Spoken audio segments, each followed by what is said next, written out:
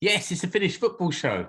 And we join you breathlessly after watching Herzegovina 1, Finland 3. We had to wait a couple of hours so we could all catch our breath. Really, it was quite something. Mark, you said something before we started recording about what's a game. Yeah. What a game! What an absolute! I mean, Jesus, it felt like hours, especially the second half. It really it was so tense, start to finish. I thought, at the start, I thought we looked like we could control it for for the full 90, but when we went down to 10, oh Jesus, my nerves. It lasted an eternity. We'll come on to that because it was a first half absolutely chock a block full of drama. I think we all did our predictions before, and we all thought it'd be close and edgy and a dirty win and a sneaky draw and all of this. And there were from the beginning there were changes. Let's have a talk first of all about the squad. Rich, can you talk us through some of the changes that were there?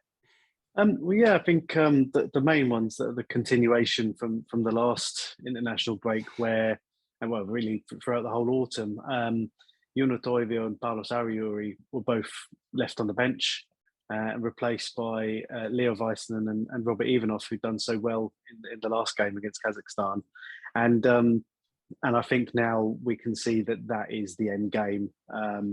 We were all kind of speculating over the summer, where would these changes come, where would the next round of players come from, and as I said in the WhatsApp, to be fair, Rives, he's done it mid-campaign. I think he's realised that this three look a lot, with O'Shaughnessy, they look a lot more mobile, they're a lot better on the ball, and I think for modern defenders, this is what he's kind of been looking toward, and Ariuri and Toivio have been fantastic and very the kind of warriors that you do need from time to time.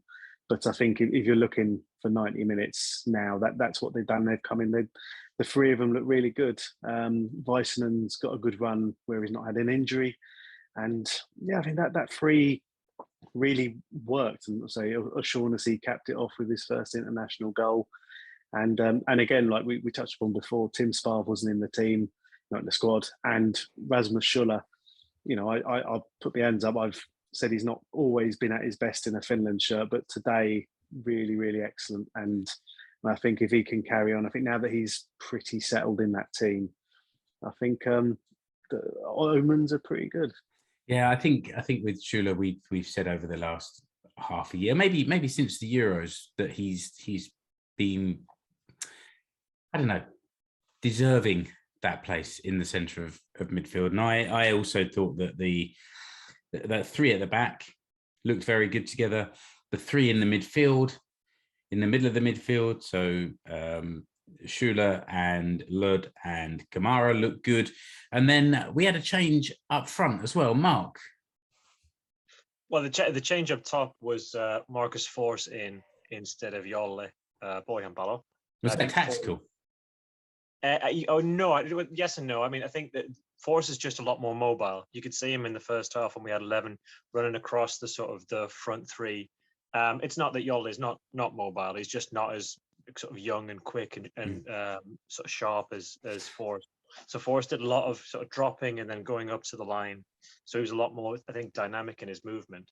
But I just want to go back to something that Rich said in the chats in WhatsApp before the show, which is this is a crunch game. Everything's on the line. You got to win it. Basically, it's all or nothing.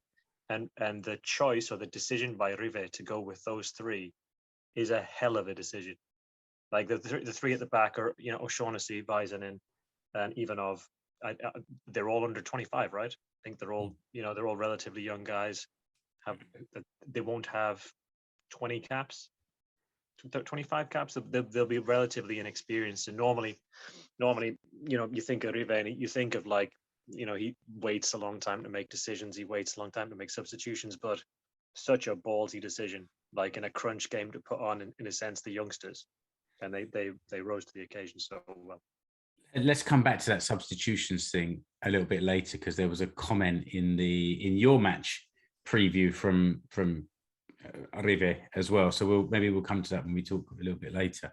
Keke, Mark was saying about Force playing up front, and I thought, as well as his movement, he was linking up with Pulki really well. They were trying little flicks and little 1-2s, and they were seeming to come off. Yeah, I mean, it was good to see Marcus Force get a run out. He struggled for minutes at Brentford, but he's been making substitute appearances, so it was good to see him get a starting berth. And yeah, his link up play with Pukki seemed to be coming off. He was doing all right. They were taking it in turns to hold up the ball and sort of lay it off to each other. And yeah, he's been rewarded with his goal. I mean, fantastic, right place at the right time, sort of coming off his chest, I think. But yeah, they all count, and we're very pleased for Marcus Force. It was the perfect start, really. Mark's match preview, you've started putting these quotes in from Markku Kanerva as well, which I think are really good. It gives me that little bit of insight that I've been missing before. So if the listener isn't finding those, they're well worth a read before the game kicks off, just to give you a few things to think about. And he made some comment about Bosnia needing to attack and Finland trying to find space in behind them. And I think, Mark, you made a comment either in your report or in the WhatsApp to us that, you know, this could be one where we sit back, defend, and try and catch them. And I think it was like in the first 10 minutes at least that Pulki kind of closed down really high up the field, closed down the defender and was away 1-on-1, and it looked like it was going to be the dream start. Yeah, he pressed high. I mean, all day their defenders, their back three looked relatively shaky. You know, I think Pukki and Force were both able to close them down quite well.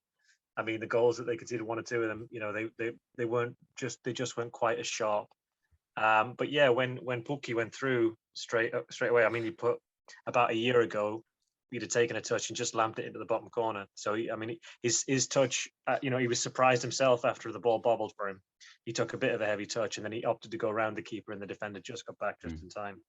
But that was the plan. They were pushing up, and we played through and pressed them. I think, you know, the interesting thing is that our passing was so good, it totally nullified their press. When it was 11 against 11, I thought we were able to pass rings around them. They were often chasing shadows, which is, you know, I can't think of it. I mean, it's probably one of the best passing displays I think I've ever seen by a Finland team. And Finland had won a penalty, but before winning the penalty for handball, there was also a claim against Raitala quite early in the game, where he came sliding in to block a cross. It definitely hit his arm. Oh yeah, I've seen that. You've seen those given. He made a sliding tackle and his arm was sort of like trailing onto the floor. And it was a ground pass, and I thought his arm wasn't in an unusual or unnatural position. It was just by his side when it clipped him. It did sort of flip his arm, but it would have been soft. Whereas up the other end, Rich, Miriam Pjanic's arm, well, his whole body was in a strange position when that shot came firing in. I don't know how he managed to strike that post. Yeah, and I mean, you know, if you had any arguments about Raitala's, that was a nailed on handball. It was like walking like an Egyptian in his own box, and it was strange because I had the game on Sky TV, and the co-commentator was Gary Birtles. I think was it Forest when they won the European Cup there, and I've never heard someone supposedly neutral so biased against. Maybe it's just everyone's biased, but he was so pro Bosnia, and I never heard the name Edin Dzeko mentioned so many times in 90 minutes. But in a game that he wasn't playing in.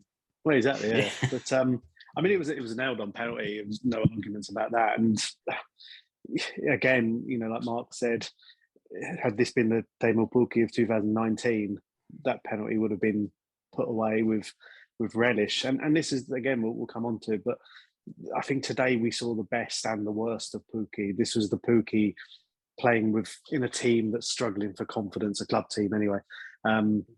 he's not got many chances this season. I mean, he's still scored a couple of goals, but and then on the other hand, his kind of link-up play and the pressing and the chasing, and we'll see that for the second goal, was outstanding. So it's kind of the Pukki that we had maybe 5 or 6 years ago, where he'd do everything except score. And that's kind of what he did today. But what, as we've said before, his overall play over the last 3 or 4 years has improved that much that Finland managed to win without him scoring, which was a nice treat. KK? Yeah, it's just exactly echo those thoughts. I mean, that I think the penalty was given on about 24 minutes, and like you guys have already alluded to, Pukki was in behind twice already before that. So if he'd have managed to slot those two away and then got the penalty, he might have been on hat trick before 25 minutes were up. But yeah, the penalty was given, and yeah, we're all sitting there thinking, here we go, this will be it. And the Bosnian keeper makes the save, unfortunately. But yeah, it was good to see him getting in behind there. It was obviously the tactic, and it seemed to be working. Mark, it was a weak penalty. Well, it was like, it's the worst. Like it wasn't in the corner, and it was at just the right. It was about sort of waist height. The keeper didn't have to stretch too far to get it. It hurt. It hurt. But he didn't let it kind of put him off, because it was Pukki himself that set up the goal. And one of you mentioned the goal earlier. He sort of won the ball on the byline, on the goal line rather, and drilled it across the box, and it took a flick off the defender and went in off of Marcus Fors's torso, should we say? Difficult to say exactly which part, but I wouldn't say it went in. I think it was a guided chest. Well, no, okay, that's fair. That's fair. Well, I mean, he put it in, but it was very close. But he sort of put it home from a meter and wheeled away. And I think you'll see pictures of him celebrating in our artwork for this episode. Yeah, I mean, it was a lovely ball from Glenn. Oh, sorry. Yes, I was just about to say, Rich. Yeah, good work from Glenn Kamara to initially to set that up for Pukki to cut it back. But just on the celebration, for Finland to be sort of grabbing that game by the scruff of the neck and playing so well in those opening minutes in such a hostile atmosphere. I mean, those Bosnian fans, it was pretty full, the stadium, and both sections behind the goal. I mean, you got the Bosnian fanatics who were the ultras there. They were going bananas, and behind the other goal as well, you had a big vocal section of support. So for Finland to start so well and not let that sort of atmosphere rile them, I think was credit to him. And yeah, old Marcus Fors, once he scored with his chest, he ran away with his fingers in his ears as a sort of like, yeah, your noise don't worry me, mate. So yeah, fair play. Mark. Yeah, just I mean, so Kamara for the through ball for Pukki was fantastic, because he danced through about 3 or 4 players. But when I watched the replay, I think if you count, it's about 2.5 minutes and 23 passes before Finland keep the ball like throughout before the goal. Like it's really like it sense. I don't want to get too carried away, but it's very Barcelona-esque. You know what I mean? A lot of quick movement passes. They kept the ball and they ran all around the Bosnia-Herzegovina. So if that's you not getting carried away, I'd hate to see you get excited. I was wait till Tuesday. Yeah, exactly. On Tuesday. That's true. Yeah, that's true. I was actually watching the first half of the game on my phone while I was sitting in my car waiting for my daughter to finish work, and she was conveniently 45 minutes late coming out of work. But I've only got a little car, and when that goal went in, I cheered and involuntarily punched the roof of my car and grazed my knuckle. I injured myself celebrating in my little car. But the celebration didn't last so long, because it wasn't long after that Huuhkajat got his marching orders. Keke, what were your thoughts on that? Well, I mean, at the time, I was just thinking, this is brilliant. You know, we've had those couple of chances in behind. You know, we fair enough, we fluffed the penalty, but Force has scored. If we can just get this to half time 1-0, this is a cracking little result for the first half. And then yeah, the Bosnian chap, he's made a run for it. Right till he's been done for pace or whatever, and he's made a lunge, sort of a when I say last ditch tackle, it was a last-ditched attempt by Raitala to get the ball, but as we've discussed, he wasn't the last man. There were covering players. I don't think. I mean, where the Bosnian player was on the pitch, he still had a long way to sort of get to goal or even to the 18-yard box. So, yeah, I mean, it was in our sort of right back position, but quite a way out, wasn't it? Yeah. So I mean, denying a goal scoring opportunity, I don't think so. So I personally, I mean, I may be looking at it through Finland tinted spectacles, but I do think the red card is harsh. I mean, earlier in the game, I was going, "Oh, Michael Oliver, English ref, great. He's given us a penalty. He's denied them one down the other end, and all of a sudden, he's the worst bloke in the world when he flicks out that red card." But yeah, I honestly thought it was harsh, to be honest. It was about. Sorry, go on. Yeah, no, I was to say, I think we all did until I think about the 6th or 7th angle on a replay, where it was one of these where for everything you kind of think, well, he's not the last man. You know, he's away from goal. And it was only, I think there was an angle that they showed on Sky anyway, almost front on from behind the goal. And it was Kolasinac, and you could see Raitala went straight into his ankle. Yeah. And you could see from that angle, it looked like a red card. But this was like the 6th or 7th viewing from he's made a split-second decision. So is he got the red card there for serious foul play? Yeah, I think dangerous for what it is. I think it was. I mean, it wasn't high, but he's taken straight into his ankle. So yeah, I think again, it's kind of it took that many viewings for us to go. He might have got that one right, maybe. I think to be fair, Kolasinac didn't come back on. Yeah. He just went through him, and it is that thing that I think first time I thought it was harsh, and then every time I saw it after that, I thought it was a sliding challenge, like rather than a lunge into the player. It was an attempt to get the ball, but he didn't, and unfortunately, go on. I think the frustrating thing for me is that he didn't have to do it. Like even though it was there on the cover, you know what I mean? Like there wasn't a lot of danger in that situation. Like it wasn't last ditch. He didn't have to go through him, but I think he just showed a bit that, maybe he's a bit like Toivio and Arajuri. He's lost maybe half a yard of pace, and he just found himself out of his depth a bit. Well, hopefully now come Tuesday, he'll be banned for the France game. So there's a decision to be made there. You know, where do they juggle? Because Hämäläinen's on the left. Uranen wasn't fully fit, which is why Hämäläinen played today. So it'd be interesting to see how they juggle the wing backs. Yeah, I thought Hämäläinen had a decent game. Actually, he offers quite a bit going forward and linking up on, with the three midfielders and whoever's sort of attacking down that left wing ahead of him. And I think he seems to be growing into that role. And no bad thing if there's some serious competition there for Uranen as well. He is a modern wing back whereby I think he does offer a little bit more going forward than he does defensively.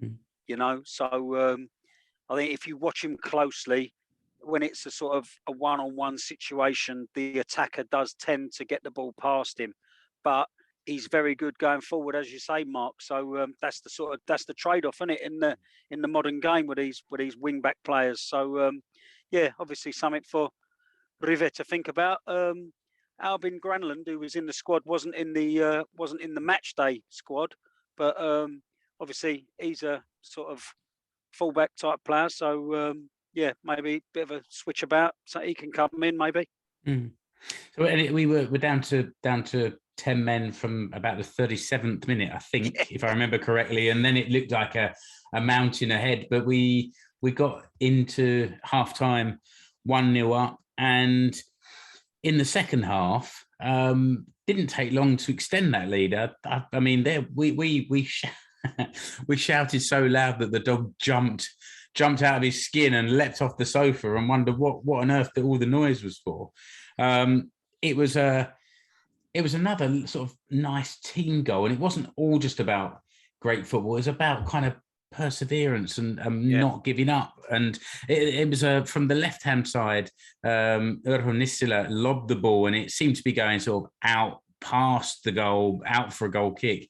and Pulki just chased it, and he kept it in play with his head, and it fell to the feet of Väisänen, I think, who pulled it back, and Lod drove it in, and as the keeper's coming back from his near post across the goal, Lod sort of put it back where he'd just come from, and there was at pace as well, and the net bulged. It was a terrific goal for the reasons I just sort of explained, really. Yeah, Pulki didn't give up. Like, it was just probably his best moment of the game, because, I mean, like I said, like before, the defenders, you know, they weren't the best. You know, I mean, I think Pulki, you could just sort of smell that there was an opportunity on. He just kept it alive, kept it going, and nice and clever from Väisänen. No idea what he was doing in the opposition 6-yard box, but then a lovely drill finish from Lod.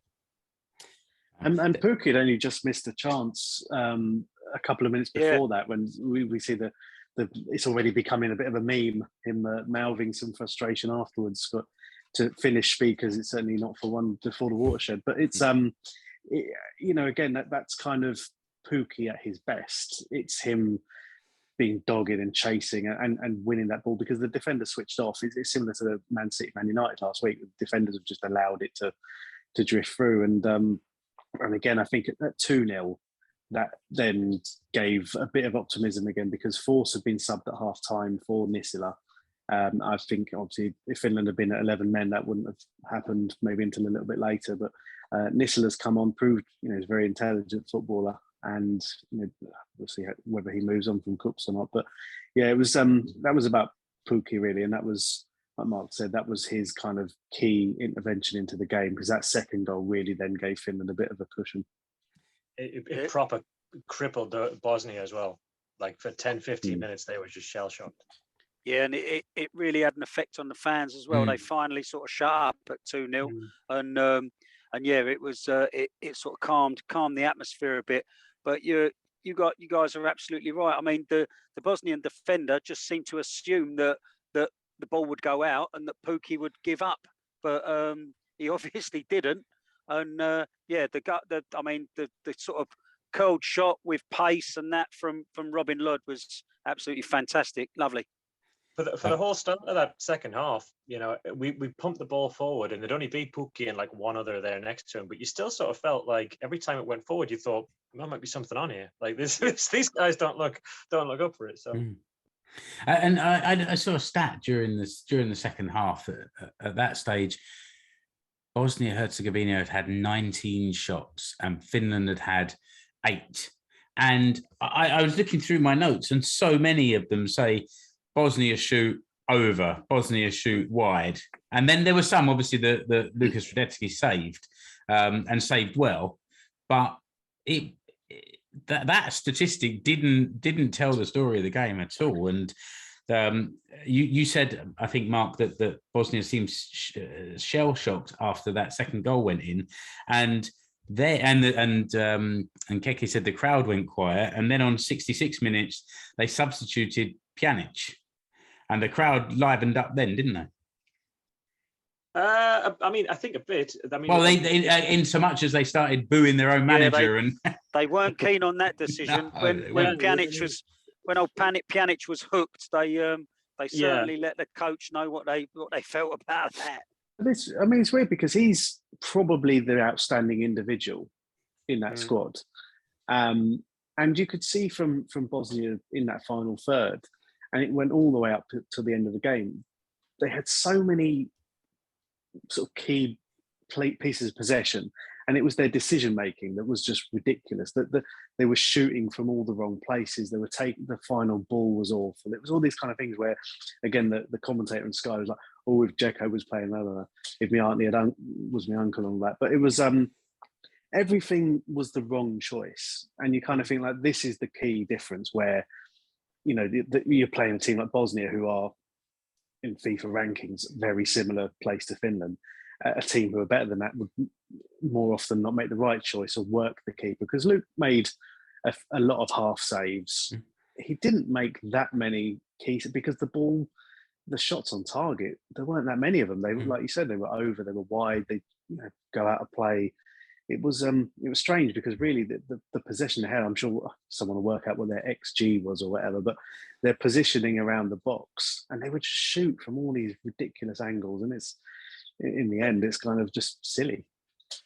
I think so. They did have a lot of long distance shots, but they also had, who was that number 9? Was it Provalco? I'm not sure if I can pronounce that right.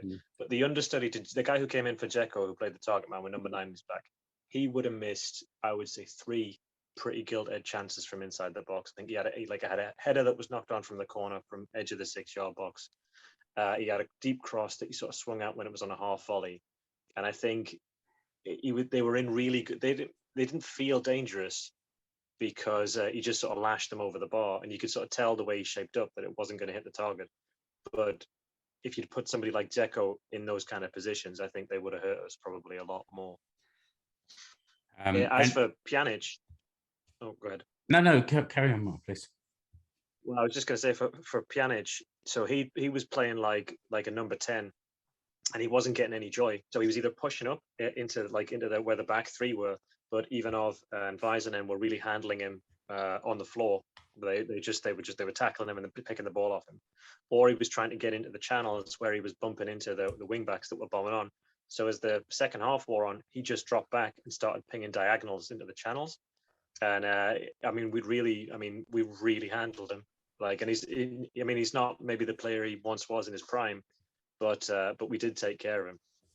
It was only a few minutes after he was subbed that Bosnia-Herzegovina scored to pull it back to 2-1. It was a free kick from the left, sort of driven in, dipping towards the front post, and one of their forwards, Manolo, got onto it and sort of flicked it in at the front post, and that got the supporters off the back of the manager for a while, and they came back to life, albeit briefly, because 3 or 4 minutes later, 72 minutes, Finland had a free kick on the right. It was a long free kick, one movement straight into the 6-yard box, and there was Daniel O'Shaughnessy from 2 meters, slightly almost long range compared to Marcus Forst's goal, and he sort of just stroked it home. And then we had this really long, nervy VAR check. It didn't look good at one stage, and we didn't see many replays over here. I don't know how it was for you guys, Keke. Yeah, I was watching via Ruutu, so okay. I was watching the same as you. So I mean, I thought it was, again, this is just me being me, but I'm like, that's perfectly good goal. What are they checking that for? But the delivery again from Robin Lurd, absolutely fantastic. And Daniel O'Shaughnessy, he just seemed to ghost in at the back. Nobody had a clue he was there, and as you say, sort of stroked it home. But yeah, the old wait for wherever. Was he in Stockley Park, the bloke, or wherever? I don't know where he was, but wherever Michael Oliver's mate was having a look at that over and over again, it was certainly a bit fingernail biting. But thankfully they deemed him onside, and the goal stood. Really pleased for O'Shaughnessy. You know what I mean? Great for him to score. Cracking goal. Him and Robert Ivanov sort of rolling around on the floor together in celebration was absolutely fantastic. So I'm glad nobody decided to chalk that one off. Mark, I think we're lucky we had a Premier League ref, because that goal was, or that VAR decision was it the Arsene Wenger rule after Patrick Bamford last season? So Patrick Bamford was given offside because his arm, he was pointing basically to where he wanted the ball, right? And they said that because he can't score with his arm, he shouldn't have been given his offside. Yeah. And when you look at the replay back, Blood strikes the ball. It's a shoulder and his arm that's like slightly ahead of the line. Interesting. Okay. Yeah, they've changed it to like shirt sleeves or from where the shoulder because you becomes can use the arm. The shoulder. And, yeah. So it's weird, and I think again there may have been. Because we probably had the same feed. They only showed it from behind, and it's difficult that they don't have the lines and all that. And I wonder if they had angles from another side, which might have shown. And I've seen a picture doing the rounds of, I think, the central defender's foot. But again, this is the argument: when's the ball played? At what point does the ball leave the foot or whatever? But this is the thing. We bemoaned VAR during the summer, the Russia game, and for once it did us a favour.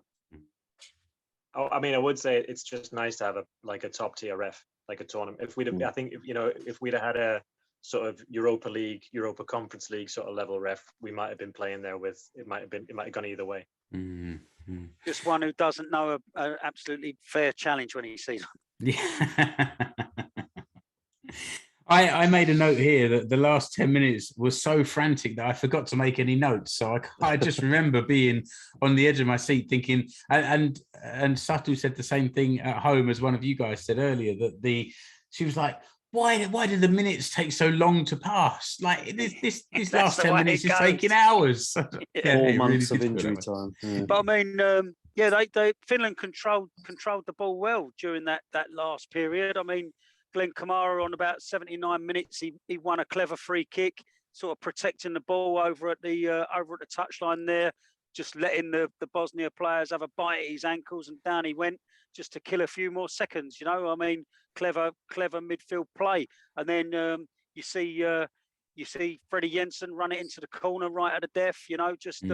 Just holding it down in the corner, just allowing that clock to tick away. Obviously, Bosnia players became much more frustrated as the time went on, and I think Finland just protected the ball. Nisila played well. It's just they really sort of saw the game out. It was brilliant. It was a shame for Marcus Forss to come off, but it was a really smart decision to bring Nisila on. The way he carried the ball, the way he protected it, the way he kept possession. It was brilliant. Yeah. You mentioned and this is where I'll come back to your preview, Mark. The Rive had said something about using substitutions and when to do it. And do I remember correctly, earlier in the autumn, we were being a little bit unsure about how he'd used his substitutions in some of those more recent games? I mean, it was only 2 games ago when I think it was it Immonen was saying that maybe it was time for him to move on, and the game wasn't.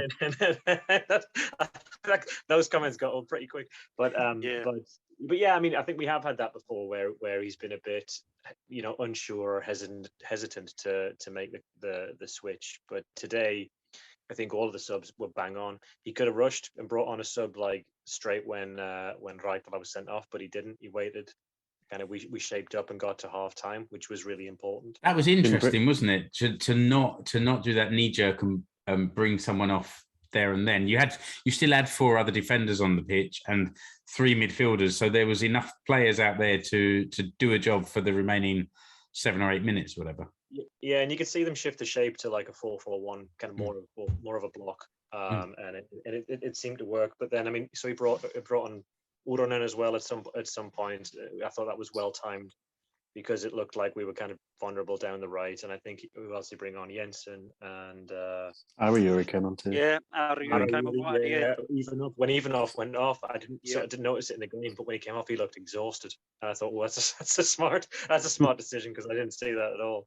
There's also a picture of him with a sort of a little ice pack around his calf. So I don't know if he had a little knock or whatever, but yeah, he's obviously run his little socks off and all that, and yeah, he's got his calf in ice. So that was probably why Ariuri came on, just to see the game out. Bosnia did have one chance right at the end, about 87 minutes, I think, but Leo Väisänen, who was outstanding all game, managed to get a block in, and yeah, his fellow defenders sort of give him the old fist bump, celebrated that as well as they would anything else, so that was good to see. And even later than that, there was another dipping long range shot from Bosnia-Herzegovina, and Luque kind of blocked it, patted it down in the middle of the goal, and then had to sort of react quite quickly to grab hold of it away from the forward. And he wasn't in danger, he did everything right, but still on 91 you're thinking, oh, just stop now, enough's enough. Hey, there was one other thing I wanted to mention. What was going on at the beginning of the game when the referee sort of stopped the game and went and spoke to both the coaches, and then went and spoke to both the captains? So it was about the crowd. I think so. There were a couple of things. So I think one of the early goal kicks, Luque took a bit of time over, and then a couple of the Bosnia players at different points through the match. So he had a word with Pjanic 2 or 3 times, and it was about keeping control of his players, because they were sort of geeing up the crowd. and the ref was just trying to make sure that they didn't amp up the tensions in the stadium. Okay. All right, good to know, because at the time it was a bit in the dark, and nobody from the commentary anyway seemed to know what was going on. Yeah. Okay, chaps. So I think that's this 15-minute review of the match. Mark has taken about half an hour, so I think it's time to draw a line under there. We had a lot to say, didn't we? And in 3 days' time, we're all going to be together watching the France game. This has kind of just amped up the expectation a bit, hasn't it? I'll tell you what, if we're feeling like this on Tuesday night after the same way after that game, it'd be something else. Because honestly, as Mark said, that is one of the best performances I've seen from a Finland team. It was absolutely outstanding. And whoever that bloke is who said, "Oh, is it time for River to go?" or whatever, if he doesn't go out tomorrow and get a tattoo of River giving it that, then he can forget it. Do you know what I mean? In fact, anyone who's listening, if they haven't got a tattoo of River giving it that, then what are you doing with your life? Get out and get it sorted. It's time to get ink. If in the last round Bosnia draw with Ukraine, it doesn't matter what happens in Helsinki. Yeah. So basically, obviously we're recording this before the France-Kazakhstan game, but the assumption is that Ukraine have to win to put pressure on Finland. The games play at the same time. Finland home to France and Bosnia hosting Ukraine, but Ukraine have to win. Anything else, and Finland comes second. So that's interesting. Yeah. I hadn't thought about that. So it is in our hands. If we can beat France, then we definitely finish second. But there's still a chance, even if we don't. So that's interesting. So you're telling me there's a chance? Apparently there is. Yes. Hey, just for the listener, let's remind anyone that's in Helsinki on Tuesday. We are still planning to go to Henry's pub for pre-match drinks, but the march to the ground is actually leaving an hour earlier. So rather than leaving at 8:15, which is what we said in the last show, it leaves at 7:15. I guess this is because of issues in previous games getting the crowd in, so everyone's leaving early. There's obviously tickets need checking, and I don't know if COVID is an issue for making things a bit slower, but I don't know, chaps, how much time we're actually going to have together in a pub before we start marching up to the ground. But we'll need a bag of cans for the way. We might need some cans. Yeah, that's true. And the official advice is print your tickets, so you right. don't have. Yeah, you printed all our tickets, Keke, so make sure they're in your bag with you when you come. And I guess we'll be going somewhere after the game. I'm sure we'll find somewhere in Helsinki on a Tuesday that's open after midnight, won't we? Yeah, of course. We'll see.